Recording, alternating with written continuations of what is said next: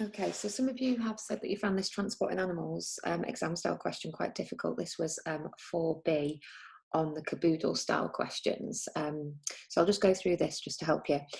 So you had to use information already given, so that implies something in information already earlier in the question, and your own knowledge to complete the following table, comparing oxygen saturation at respiring muscle tissue and at the alveoli.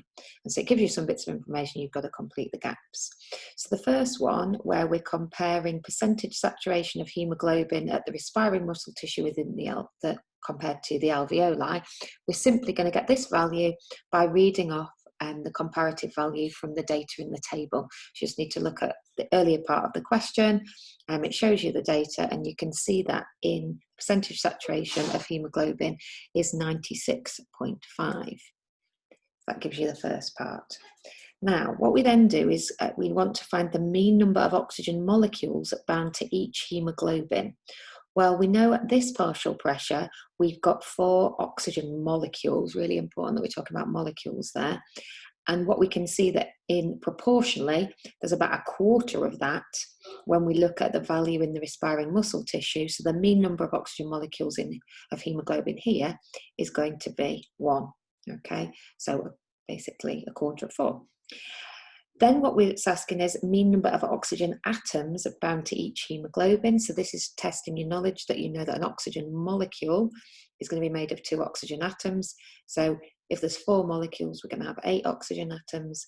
And here we've got 1 molecule, so we're going to have 2 oxygen atoms.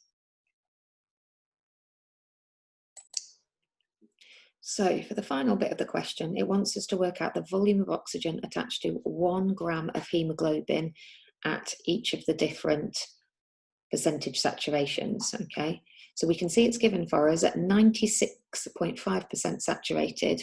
There are 1.27 centimetre cubed of oxygen, and we've got to work it out for 24% in the respiring tissue. So the easiest way to do it is, if you know that 1.27 is 96.5, I'd use that value there to find out what 1% equals, because we know that's what 96.5 equals. So I do 1.27 divided by 96.5 to give me 1, and then I'd do whatever that answer was times 24 to give me my answer that goes here. Okay, and so that should give you a final answer of 0.32 centimetre cubed.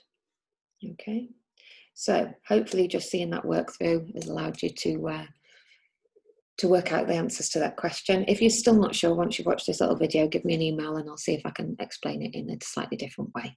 Okay, well done.